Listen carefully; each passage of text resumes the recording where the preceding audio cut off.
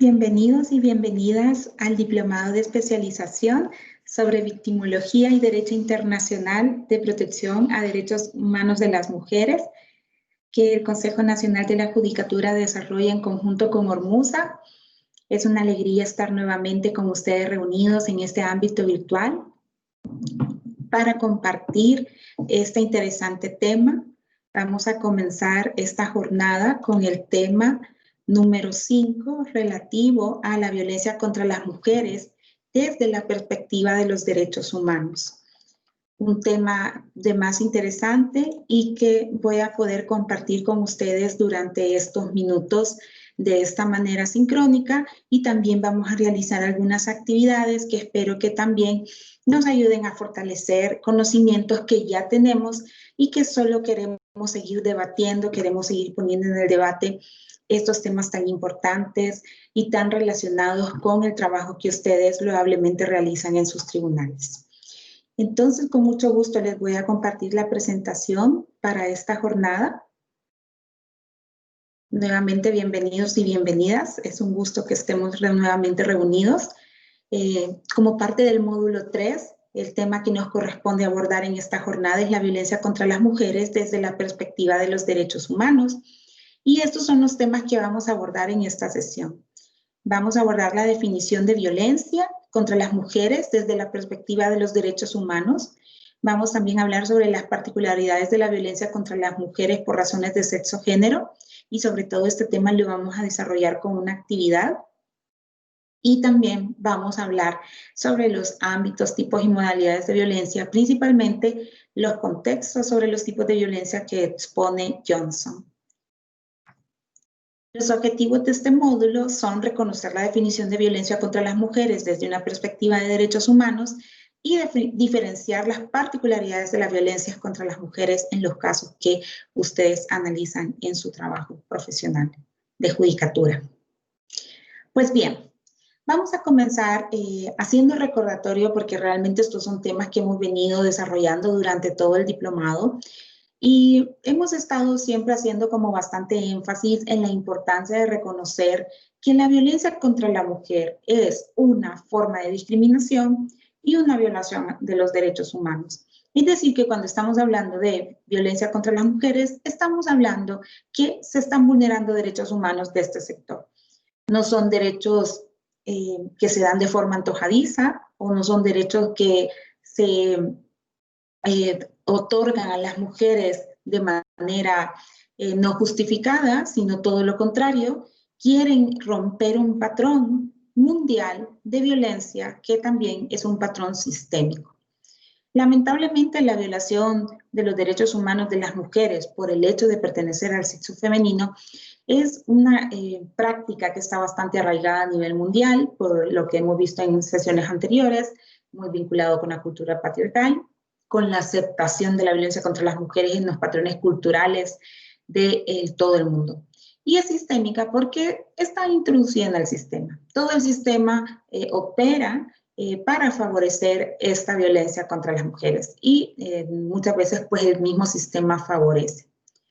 También pues hemos venido discutiendo en sesiones anteriores, y es parte también de la discusión que se ha tenido en el ámbito internacional, el reconocer que esta violencia contra las mujeres está arraigada en los desequilibrios de poder, en la desigualdad estructural entre los hombres y las mujeres. Por esto viene su nombre también de sistémica, porque está introducida dentro de esta estructura social, económica, política, cultural, que acepta, que tolera este desequilibrio de poder. Y también desde el ámbito internacional de Naciones Unidas se ha querido hacer bastante énfasis en la importancia de identificar el vínculo entre la violencia contra la mujer y la discriminación. Como ustedes bien saben, en este módulo hemos abordado muchos temas sobre derecho antidiscriminatorio, y hemos hecho bastante énfasis en la importancia de reconocer que la violencia contra las mujeres es una manifestación de la discriminación por razón del sexo. Y pues bien, así en esta línea está también Naciones Unidas. No solo en los distintos instrumentos internacionales que se han emitido en este ámbito, sino que también en los documentos de estándares jurídicos que han emitido también sus organismos de control de convenciones.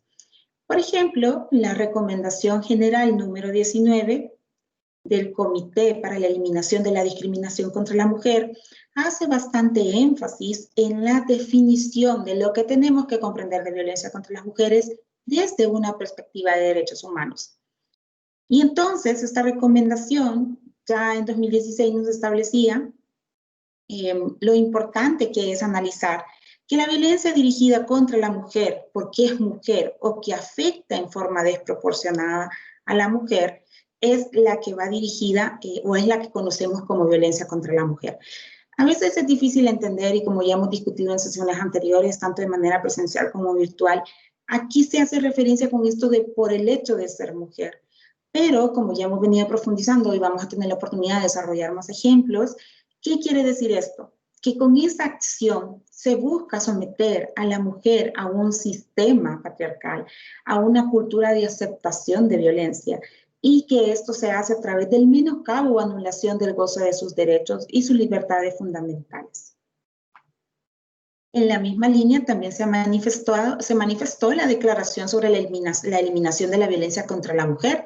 En su artículo 1 también nos establecía esta definición de violencia contra la mujer como todo acto de violencia basado en la pertenencia al sexo femenino que tenga como resultado un daño, un sufrimiento físico, sexual o psicológico para la mujer. Asimismo, la Declaración y Plataforma de Beijing de 1995 ya nos establecía también que la violencia contra la mujer es a la vez una violación de los derechos humanos de las mujeres y un obstáculo para el pleno disfrute de todos los derechos humanos por parte de las mujeres. Pero bien, también las Naciones Unidas, principalmente a través del Comité para la Eliminación de la Discriminación contra la Mujer, ha hecho bastante énfasis en recalcar, en recomendar a los estados que visibilicen que la discriminación y la violencia contra las mujeres están íntimamente interconectadas. Así, por ejemplo, en la Recomendación General número 12, ya el comité establecía que los estados tienen la obligación de proteger a la mujer contra la violencia. Es decir, a partir de interpretar la CEDAW, estableció que la discriminación también cubre o también obliga a los estados la prohibición de discriminación contra la mujer, el prohibir también y proteger a las mujeres contra la violencia. Y habla también en la Recomendación General número 19 cómo la violencia contra la mujer constituye una forma de discriminación por razón del género y que es una de las causas principales de la violencia. Entonces, como muy bien podemos ver en este gráfico, hay una interconexión entre desigualdad, discriminación y violencia. Es decir, podemos observar que conductas desiguales que en algún momento pueden parecer hasta inofensivas, que son culturalmente aceptadas, estos tratos desiguales entre hombres y mujeres, al ser aceptados provocan discriminación. Pero esta discriminación, a la vez, nos lleva a que las mujeres enfrentan conductas de violencia, amparadas en esta discriminación o en considerarlas inferiores por razón del sexo. Entonces, como muy bien nos afirma Naciones Unidas, las consecuencias de la categorización de la violencia contra la mujer como un problema de derechos humanos impone a los estados la obligación de prevenir, erradicar y castigar la violencia contra las mujeres. En los módulos anteriores, lo importante de la obligación estatal de prevenir, erradicar y castigar la violencia contra las mujeres. E incluso de asumir responsabilidades cuando no cumplen con tales obligaciones. Otra consecuencia de categorizar a la violencia contra la mujer como un problema de derechos humanos es que el Estado asume esa obligación de tomar medidas para respetar, proteger, promover y cumplir los derechos humanos. Como podemos ver, Estos no son favores antojadizos, discrecionales que se toma el Estado. Es una exigencia que el Estado tome medidas adecuadas. Entonces, las medidas que ya estamos tomando como país para garantizar una atención especializada a través de tribunales especializados, la creación de unidades especializadas de atención a la mujer, legislación especializada de atención a las mujeres que enfrentan violencia, no son regalos, no son antojos, no son simples peticiones que se hacen desde un sector de la población, sino todo lo contrario. Es la obligación que tiene el Estado de tomar estas medidas para responder a la violencia contra las mujeres y así cumplir con los deberes a los que se ha comprometido en el ámbito internacional. Por lo tanto, esas discusiones sobre si debemos o no tener atención especializada para las mujeres o si las medidas que se regulan en la Ley Especial Integral para una vida libre de violencia constituyen discriminación hacia otros sectores de la población, ya lo tenemos superado. Porque sabemos que no es más que el Estado cumpliendo con una obligación que además adquirió hace muchos años al firmar estos instrumentos internacionales. Pero también Naciones Unidas y el Comité para la Eliminación de la Violencia contra las Mujeres hace mucho énfasis en lo que significa que el reconocimiento de la violencia de las mujeres como un problema de garantía de derechos humanos o como una obligación de garantizar derechos humanos. Y claro, esto también implica que el Estado tiene la obligación de garantizar el enfoque de derechos humanos. Y el enfoque de derechos humanos lo podríamos como resumir en estos 5 elementos. ¿Qué nos dice Naciones Unidas a través del Comité para la Prevención de la Violencia contra las Mujeres? Debemos de garantizar, cuando aplicamos el enfoque de derechos humanos, que las mujeres participan de manera activa y proactiva en la solución de sus problemas. Lamentablemente, todavía hay en muchos países, nuestro no será una excepción, en el que se toman muchas decisiones importantes a nivel político, cultural, económico, en el cual no se está tomando en cuenta o no están participando de manera igualitaria las mujeres en la toma de decisiones. También esto incluye que las mujeres puedan participar en sus propios procesos de decisión. Muchas veces tendemos a tomar actitudes asistencialistas hacia cuando atendemos a víctimas, a mujeres víctimas o mujeres que han enfrentado violencia. Y tenemos que tener mucho cuidado porque también un enfoque de derechos humanos nos exige que las hagamos partícipes.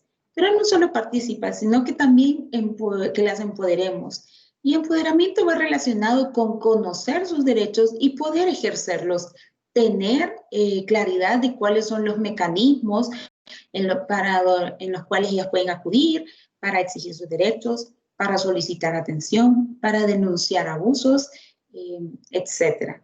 Entonces también, si estamos reconociendo la violencia contra las mujeres como un problema de derechos humanos, estamos en obligación de empoderar a las mujeres cada vez que en nuestros casos llegan al sistema.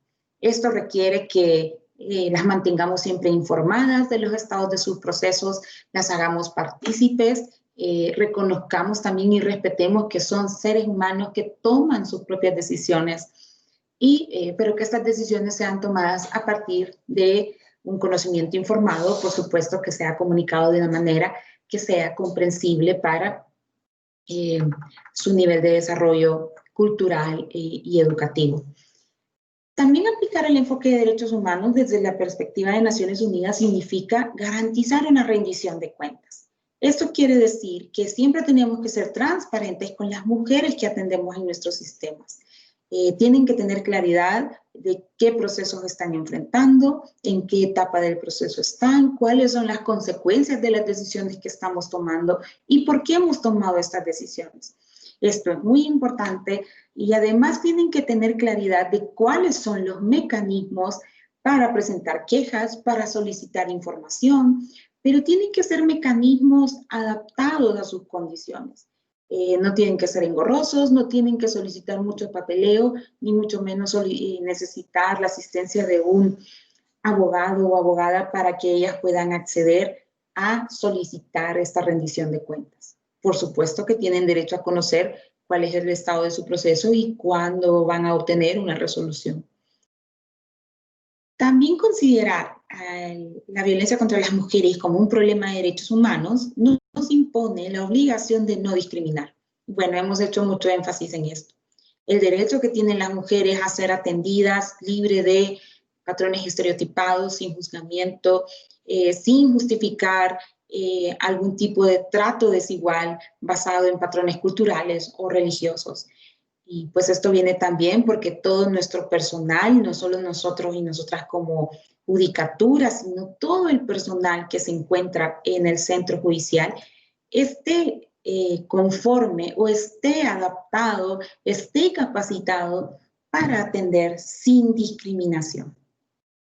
Pero también es muy importante que no olvidemos que el reconocer la violencia contra las mujeres como un problema de derechos humanos nos lleva inevitablemente a reconocer este vínculo con los instrumentos internacionales de derechos humanos, tanto los generales como los especializados, y con todo el sistema de estándares jurídicos que se ha creado alrededor de estos sistemas de atención y de protección de derecho internacional de derechos humanos. Bien, también brevemente en este tema tenemos que abordar los tipos de violencia. Sin detenernos mucho porque ustedes ya los han podido estudiar y analizar incluso en sus tribunales repetidas veces, solo para hacer un pequeño recordatorio, bueno, sabemos que el artículo 9 de la Ley Especial Integral para una Vida Libre de Violencia regula los tipos de violencia. Está la violencia económica, es decir, aquella que limita o que busca, en este caso el agresor, el hombre, busca limitar o controlar los ingresos de la mujer como una manifestación de estas relaciones desiguales de poder que se dan en las relaciones generalmente de pareja, pero no exento a las relaciones de pareja. También nos regula la violencia feminicida como forma extrema de violencia contra las mujeres, que se puede dar tanto en el ámbito público como privado.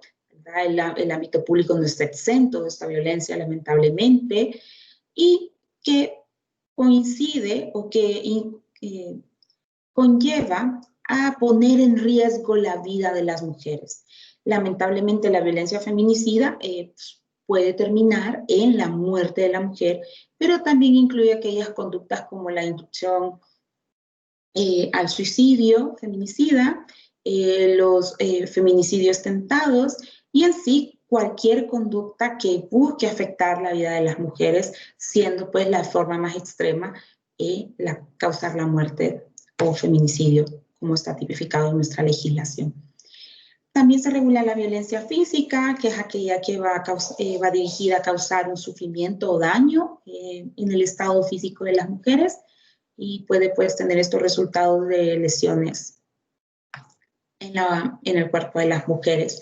Y también está la violencia psicológica o emocional, que esta lo que busca es, o lo que ocasiona es un daño emocional, afecta el pleno desarrollo de las mujeres, produce sufrimiento, desvalorización, a través de conductas como la burla, las amenazas, la sumisión, la coerción, la culpabilización, y todas estas conductas que puedan llevar a afectar el desarrollo emocional de las mujeres.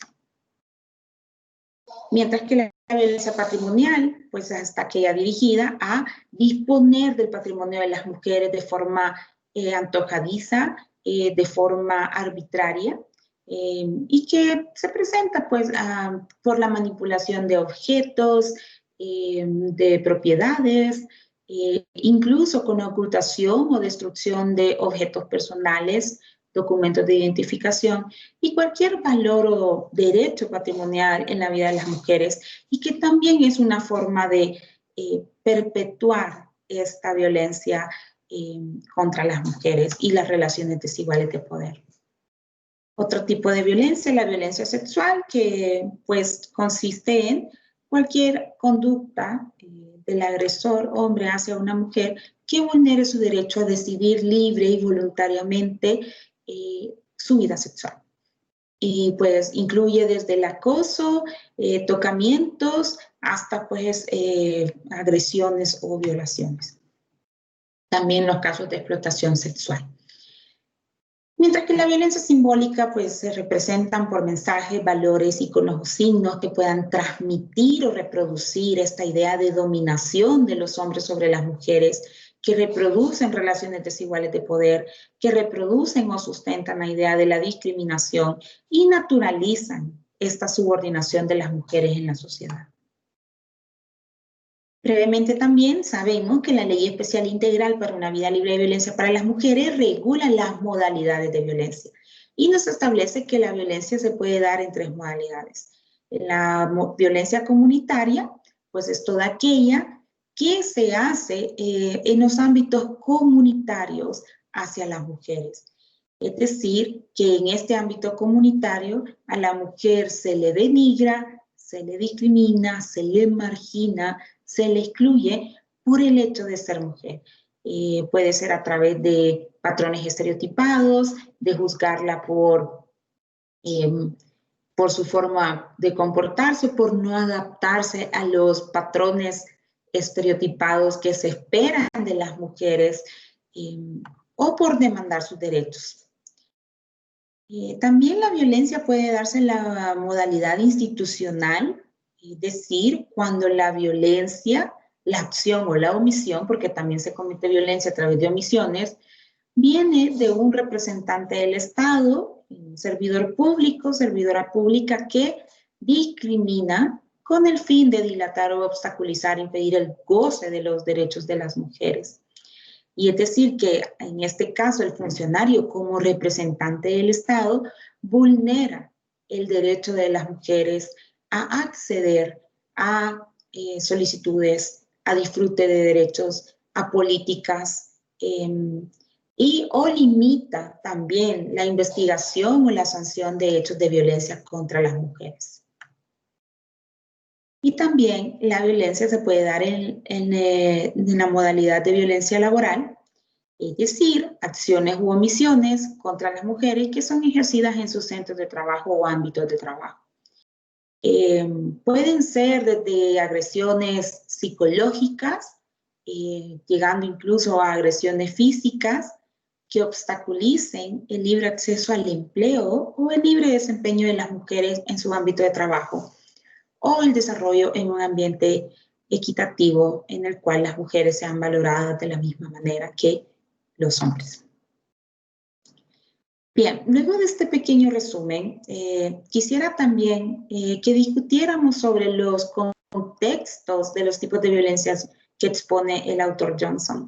Y van a ver lo importante que son las reflexiones de Johnson para entender la violencia contra las mujeres. Quisiera detenerme en el análisis que hace Larrauri en su libro de Criminología Crítica y Violencia de Género. Porque en este libro, Larrauri se plantea esta pregunta: ¿se pega siempre para controlar o dominar? Y es a partir de esta pregunta que ella vincula la importancia de entender los tipos de violencia que expone Johnson y que vamos a hablar brevemente en este video. Bien, si bien es cierto, a medida que hemos venido discutiendo el tema de violencia contra las mujeres, cada vez más la comunidad científica, a través de estudios y del análisis de la criminología crítica sobre todo, se ha venido dejando atrás la concepción de que el hombre que comete violencia de género es una persona irracional, es decir, que tiene una justificante para actuar de esta forma. Por ejemplo, esta persona se comportó agresiva con su pareja porque estaba bajo los efectos del alcohol o bajo el efecto de una pasión irracional, con lo que antes solíamos llamar crímenes pasionales, y parecía que con esta forma podíamos justificar. Lo hace porque bebe, lo hizo por celos, lo hizo cegado de amor, lo hizo porque se vio cuestionado en su hombría, lo hizo por justicia o por salvar la honra o el honor familiar. Muy bien, pues como decíamos, en el ámbito científico cada vez se ha venido dejando de fuera esta concepción de la irracionalidad del agresor y se estudia esta concepción del agresor instrumental. ¿Qué significa esto del agresor instrumental? Que agrede o utiliza la violencia como un instrumento. Es decir, que el hombre agresor, el hombre machista, utiliza la violencia hacia la mujer para controlar, para ejercer poder, para mantener el control o el status quo, para perpetuar lo que se espera culturalmente de la conducta de las mujeres, y también utiliza la violencia como un instrumento para mantener el miedo en las mujeres. Incluso Larrauri pone como ejemplo en su libro de violencia de criminología crítica y violencia de género el caso de la violación. Y ciertamente, ella establece, no todas las mujeres son violadas, pero sí todas sufren el miedo a la violación. Entonces, también este uso de la violencia como mecanismo de miedo, como mensaje hacia toda la pluralidad de mujeres también. Sucede con los feminicidios. Si bien no todas las mujeres son asesinadas por su pareja, cada vez que sucede un feminicidio, también es un mensaje para todas las mujeres. Si tú no te acoplas al status quo, si tú no te comportas como lo que se espera de ti en esta sociedad patriarcal, puedes terminar como esta otra mujer. Entonces el mensaje es, sometámonos al sistema, sometámonos al dominio del patriarca, del agresor, y viviremos. Y nos irá bien. Incluso nos venden este mensaje de que no nos meteremos en problemas y que tendremos una vida agradable si nos sometemos a esta violencia. Bien, pues también Larrauri, apoyada también en otros estudios, establece que este uso instrumental de la violencia que ejerce el agresor machista sobre las mujeres es algo que ya ha venido siendo constatado en numerosas investigaciones empíricas. Es decir, de que este dato pues también tiene un sustento científico. Cuando se han hecho estudios criminológicos en hombres que han agredido a sus parejas, ellos mayoritariamente suelen aceptar que ejercen la violencia por motivos instrumentales, es decir, para controlar, para intimidar o castigar a la mujer que se ha salido de este status quo del deber ser del sistema patriarcal o machista. Y entonces también Larrauri vincula muy bien esta situación de uso instrumental de la violencia que hace el agresor con la rueda de Duluth, que es la que podemos ver en estos momentos en pantalla. Duluth hizo esa propuesta para que las mujeres pudieran identificar cuándo están siendo controladas por su pareja para que cumplan con su rol tradicional que se espera por el hecho de ser mujeres. Es decir, esta rueda nos ayuda a identificar el uso instrumental de la violencia para someter a las mujeres al patriarcado o a lo que se establece en el sistema patriarcal. Y podemos ver aquí algunos ejemplos. Por ejemplo, conductas de intimidación, como destrozar objetos, destruir cosas personales, mostrar armas. El abuso emocional también es una herramienta instrumental de violencia, hacerlas sentir mal a las mujeres, insultarlas, ponerles apodos o llamarlas de forma preventiva, jugar con sus mentes, hacerlas creer que están enloqueciendo, humillarlas y hacerlas sentir culpables. También otra forma en que se manifiesta este uso instrumental de la violencia es a través del aislamiento, control de lo que hace, las personas con las que habla, con las que sale, las actividades sociales en las cuales se involucra, incluso llegar al límite de prohibir cualquier tipo de contacto social más allá del que se tiene con el agresor. Conductas de desvalorización, negación, culpabilización, hacerla sentir responsable de la conducta abusiva, tú provocas esto en mí, lo hice porque tú me provocas, y también es un uso instrumental de la violencia. También en la utilización de los niños y niñas, y aquí pues esto es algo que también hay que tener siempre a la vista. En ocasiones el agresor machista también, para ejercer este poder, este uso instrumental de la violencia, va a utilizar a los hijos e hijas de la pareja, o va a buscar ese vínculo que tiene una mujer con sus hijos e hijas para chantajear, para manipular, para seguir utilizando, ejerciendo este poder, este control. También se manifiesta en abuso económico, desde no permitir que la mujer desempeñe labores que le generen ingresos, el control de los ingresos de manera excesiva, abrumante, incluso darles pequeñas cantidades de dinero para que compre lo mínimo, sin tomar en cuenta sus necesidades personales, básicas de limpieza, por ejemplo, higiene. No informarle acerca de los ingresos familiares, ocultar cuánto se percibe en la familia, o no poder disponer de los ingresos en las mismas condiciones que lo hace el hombre, pues también es otra forma instrumental de uso de la violencia para ejercer poder y control. Y bueno, también la utilización del privilegio masculino, el dejar claro, dejar sentado que el hombre está en una posición privilegiada, que hay cosas que le tocan hacer a él por su posición de hombre en la sociedad, dejar claro cuáles son los roles de hombre, los papeles de hombre y de mujer, pues eso es otra estrategia del hombre machista para seguir ejerciendo poder y control. Y bueno, también una de las formas también más violentas para ejercer este poder es a través de las amenazas, ¿verdad? Y con estas amenazas, pues, obligar a la mujer a hacer conductas que van en detrimento de sus derechos fundamentales. Bien, entonces, partiendo o teniendo la claridad de que la violencia que ejerce el agresor machista es de tipo instrumental, no estamos hablando de una persona irracional, sino de alguien que utiliza esta violencia como un instrumento, luego la Rauri se hace también esta pregunta.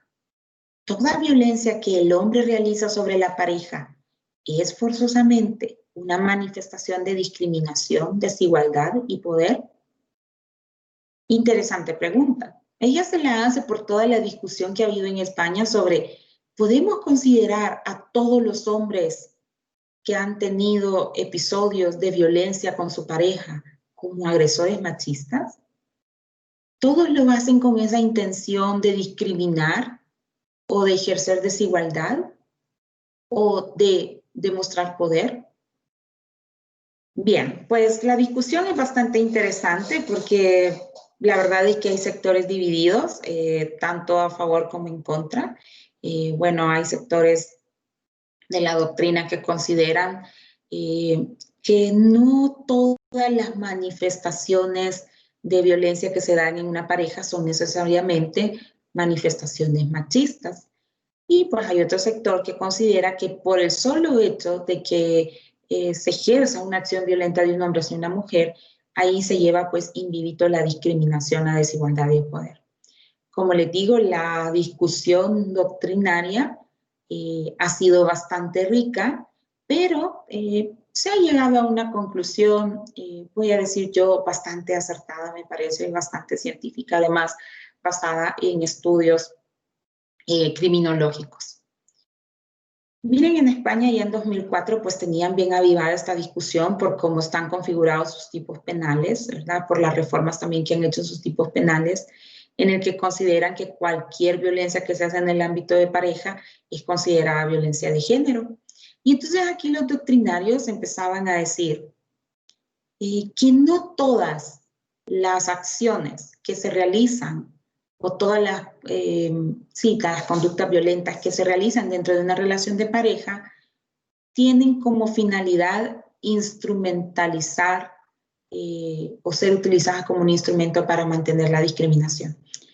Tenemos aquí en pantalla una cita de Tim Bernat, que ya en 2004 decía: la mayoría de las amenazas y coacciones leves ejercidas por un hombre sobre una mujer dentro de una relación de pareja no tienen nada que ver con un instrumento para mantener la discriminación, la desigualdad y las relaciones de poder de los hombres sobre las mujeres, sino que obedecen a motivos tan pedestres, como él lo llama, como sobre a qué colegio debe llevarse a los hijos o a cómo reaccionar frente a sus eventuales malas notas escolares, a cuestiones de economía doméstica, a discusiones sobre materias políticas o religiosas, o si hay que pasar las vacaciones en la playa o en la montaña.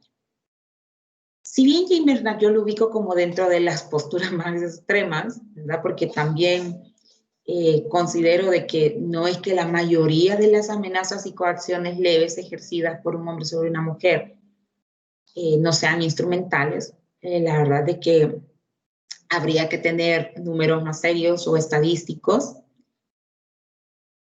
Y no todos son motivos tan pedestres como él pueda considerar, pero algo de razón tiene en su argumento, como vamos a ver más adelante. Teniendo mucho cuidado en que no podemos ser tan enfáticas como fue Jane Bernat en 2004, de que la mayoría de amenazas y coacciones ejercidas por un hombre sobre una mujer no tienen que ver con instrumento para mantener la discriminación.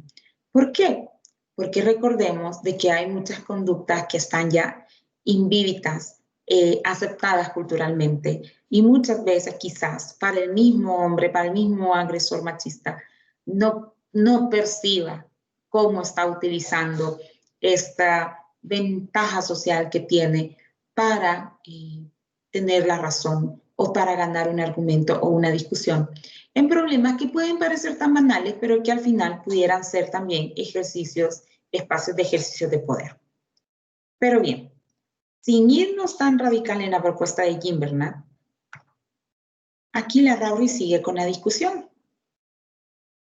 Bien, si bien ella aclara que actualmente empieza a haber un consenso en la comunidad académica criminológica en la necesidad de diferenciar distintos tipos de violencia.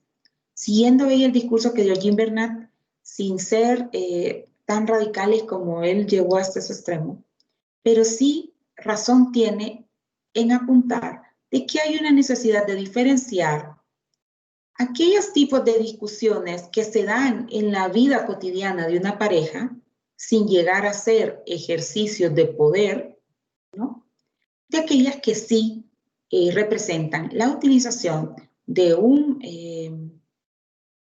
la violencia como un instrumento para mantener el status quo del sistema patriarcal. Entonces, apoyándose en estos autores, Busawa y Ostov, nos dice, bien, vamos a decir que en la comunidad académica ya empezamos a advertir que tenemos que diferenciar los tipos de violencia. No todas las discusiones que se dan dentro de una pareja son necesariamente discusiones de ejercicio de poder o de instrumentalización del poder para mantener o someter a una mujer. Entonces, esta discusión o esta afirmación, voy a decir, este consenso, nos lleva a pensar, nos lleva a decir que por un lado, no podemos tratar a todos los agresores como si fueran un bloque monolítico. Claro, esto nos exige hacer un análisis de cada situación, de cada caso, para advertir si el ejercicio de la violencia ha sido una violencia ocasional, no relacionada con el ejercicio instrumental de la violencia.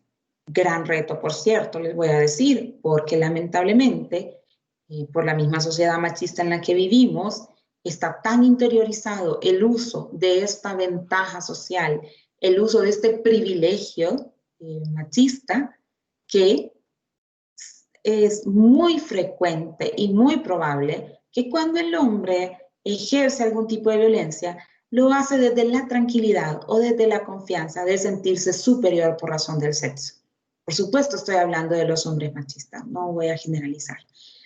Pero es bien importante cuando hagamos estos análisis de violencia contra las mujeres, distinguir que el agresor está utilizando esta violencia como un instrumento para mantener el status quo. Por eso es bien importante tener claridad sobre todos estos conceptos fundamentales de teoría de género y derecho antidiscriminatorio. para saber realmente identificar esas conductas de ejercicio de la violencia como un instrumento de perpetuación del poder.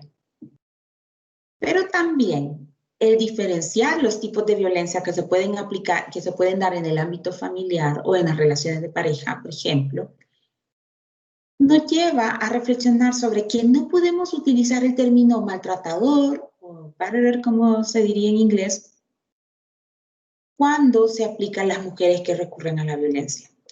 Y aquí se está haciendo sobre todo énfasis en lo que a veces se suele utilizar o se suele llamar como violencia cruzada.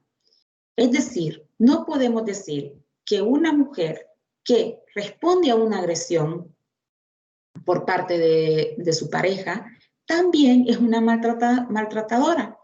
Pero Hostos mostró esta preocupación porque en las estadísticas de encuestas sobre violencia que se hacían en Estados Unidos, muchas veces los datos de hombres y mujeres maltratadores eran casi similares. Y aquí se empezaba a hacer esta pregunta. Hay que hacer una diferencia, decía Ostov, entre aquellos que maltratan por mantener el status quo y aquellas personas que maltratan como una manifestación de resistencia ante la violencia, ¿verdad? Casi como un mecanismo de defensa. Para evitar seguir siendo violentada, la mujer reacciona de forma defensiva. Entonces, es un error considerar que la mujer que se defiende de una violencia intrafamiliar, de un estado de violencia psicológica sistemática que ha venido recurriendo por mucho tiempo y luego se defiende, sería un error considerarla como una agresora, como una maltratadora o violentadora. Bien, pues todo esto lleva a las consideraciones que Johnson ya comenzaba a hacer en 1995. Entonces ya Johnson en ese año se planteaba la necesidad de diferenciar entre lo que él llamaba terrorismo patriarcal y la violencia familiar. Aunque la violencia familiar la tienen en este concepto que ya vamos a discutir. Entonces, por ejemplo, para él, el terrorismo patriarcal es ejercido fundamentalmente por hombres con la finalidad de controlar a la pareja, mientras que la violencia familiar es una violencia que puede ser utilizada por ambas personas y que tiene la finalidad de responder a un conflicto concreto. Pero estas ideas Johnson luego las fue depurando más en el año 2005, cuando encontró y estableció 3 tipos de violencia. La violencia realizada para obtener el control de la pareja o terrorismo íntimo, este terrorismo patriarcal para mantener el status quo.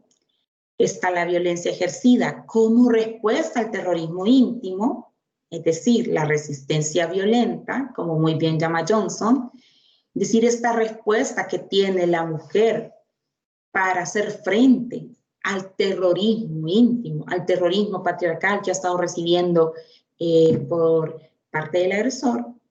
Y también está lo que llama Johnson violencia situacional en la pareja. Es decir, esta violencia que no forma parte de un contexto general de poder y control, sino que se produce en el escalamiento de un conflicto o serie de conflictos. Entonces, Johnson acertadamente establece que cuando analicemos casos de violencia de pareja o de violencia hacia la mujer, violencia intrafamiliar, pero también violencia en el ámbito público, lo que tenemos que analizar es si esta violencia está siendo analizada, y esa es nuestra especialidad, por lo que nos estamos formando, esta violencia está siendo utilizada para mantener el control, es utilizada para aleccionar a esta mujer a que mantenga el status quo, para seguir teniendo el control, el poder en la relación. Puede ser tanto una relación de pareja, pero también puede darse en el ámbito comunitario o laboral. Y es una violencia que está siendo utilizada como instrumento de terror, como un mensaje hacia la mujer para que se mantenga en su status quo que se espera socialmente de ella en una sociedad machista. Y en el caso cuando analizamos violencia intrafamiliar, en el que la mujer ha agredido, debemos de pensar, ¿esta violencia fue realizada como respuesta a un terrorismo íntimo o a un terrorismo patriarcal? Es decir, tenemos que hacer un análisis del contexto, incluso ver la historia de si ha habido más episodios de violencia intrafamiliar o de violencia contra esa mujer y ver si la reacción violenta de la mujer ha sido a causa de la resistencia violenta que señala Johnson. O si estamos ante un caso de una discusión situacional. Y vean lo importante de distinguir la discusión situacional y por eso es bien importante analizar el contexto de la violencia. Porque si estamos hablando de una discusión que se puede dar, pensemos en una pareja, por una cuestión banal como, por ejemplo, ¿de qué color pintar la casa? Y entonces la discusión se puede poner un poco acalorada porque a una pareja le gusta un color y a otra le gusta otro color. O al final se decide comprar un color de pintura que no le gustaba a una de los integrantes de la pareja. Bien, pues si esta discusión no se da como parte de un contexto general de poder, por eso es tan importante el análisis de contexto, los peritajes que realizamos antropológicos y de trabajo social, porque si se determina que estamos ante una pareja o en una relación en la que se percibe la igualdad de condiciones, que la toma de decisiones es mutua, que el manejo de la economía es mutua, que no ha habido un contexto de violencia, podemos entonces afirmar que esta discusión ha sido una discusión producto de un escalamiento de un conflicto, pero que no es algo sistemático, ¿verdad? No es algo que sucede con frecuencia, sino que es una discusión aislada y que por supuesto no es una discusión que se utiliza para someter o mantener sometida a una mujer. Son casos de violencia situacional. Por eso son bien importantes los peritajes que realizamos para determinar si estamos ante un caso de terrorismo íntimo, ante un caso de resistencia violenta o ante un caso de violencia en la pareja o situacional.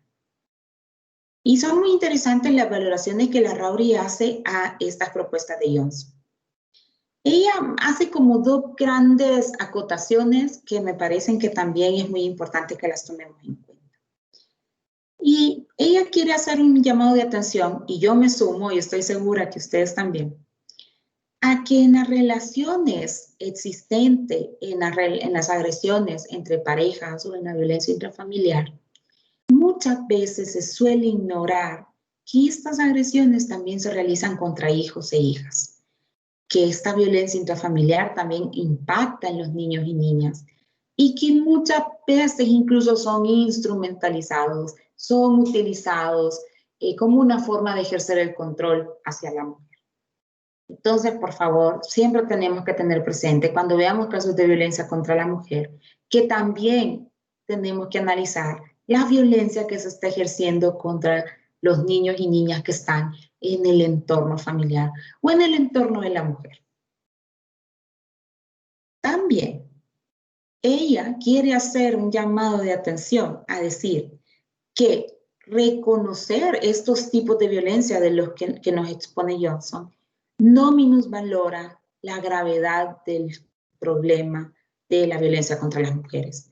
No estamos queriendo banalizar, no estamos queriendo decir que la violencia contra las mujeres no existe, ni siquiera podemos afirmar que la mayoría de casos son violencia situacional. De hecho, lamentablemente, la violencia situacional se va a dar en casos quizás mínimos, pero puede suceder, porque confiamos en que ya hay relaciones, por ejemplo, de pareja igualitarias en las cuales hombre y mujer conviven en igualdad de derechos y, por supuesto, también discuten, ¿verdad? No somos exentos ninguna de nosotros de tener alguna discusión de vez en cuando con cualquier persona, pero estas discusiones no llevan en ningún momento el deseo de perpetuar una relación desigual de poder. Entonces, ella aclara, el terrorismo íntimo es realizado por hombres con actitudes misóginas. Por eso es importante tener claridad en qué consiste una actitud misógina, en qué consiste una actitud discriminatoria, porque esto nos va a llevar con claridad a saber si el hombre ha utilizado la violencia como un instrumento para mantener, para perpetuar el control, por hechos, también por razones misóginas, por motivos de odio hacia las mujeres. Mientras que la violencia situacional, dice la Rowley, es casi simétrica entre los géneros y no está fuertemente relacionada con las actitudes de género. No esconde estereotipos o no esconde patrones culturales de desigualdad o de discriminación hacia las mujeres. Y la discusión es casi simétrica, es decir, no se percibe que una de las dos personas discutiendo tenga más poder sobre la otra. Entonces, la Rowley termina diciendo, admitir distintos tipos de violencia no socava el discurso feminista. Al contrario, lo fortalece, porque aquí nos obliga a hacer un análisis desde la teoría de género, desde la teoría del derecho antidiscriminatorio, cada vez que estamos analizando casos de violencia contra la mujer. Y aquí es donde encuentra sentido esta frase de la violencia que se ejerce por el hecho de ser mujer.